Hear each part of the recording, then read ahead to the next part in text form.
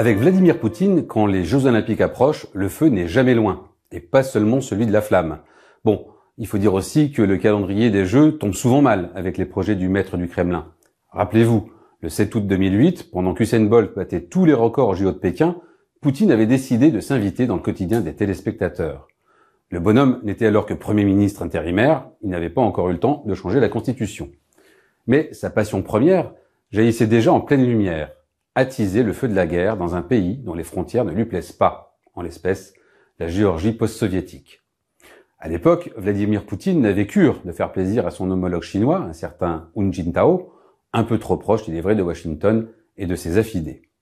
C'est aussi en août 2016, en plein jeu de Rio, que la Russie a positionné pour la première fois et en très grand nombre des chars à la frontière ukrainienne.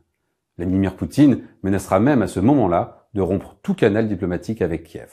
6 ans plus tard, bis repetita, en février 2022, lors des derniers Jeux Olympiques d'hiver de Pékin, le président russe est à deux doigts de rejouer son scénario de 2008.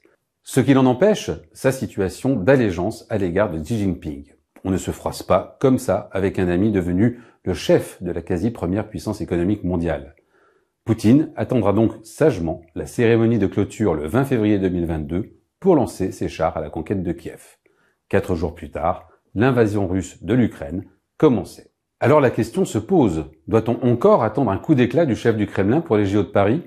Le fait est que les relations déplorables entre la France et la Russie pourraient pousser Poutine à ternir une fois encore la fête olympique. Et pourquoi pas dès le 14 juillet, 2 semaines avant l'ouverture des Jeux. Une offensive d'ampleur en Ukraine fait partie des scénarios envisageables et envisagés. Les plus pessimistes imaginent même un croche-patte de Poutine à Macron, plus tôt encore, dans les prochains jours, en pleine campagne des législatives. Certains parient sur des manœuvres de guerre informationnelle, made in Russia. Bref, à Paris comme ailleurs, les JO avec Poutine, c'est tendu.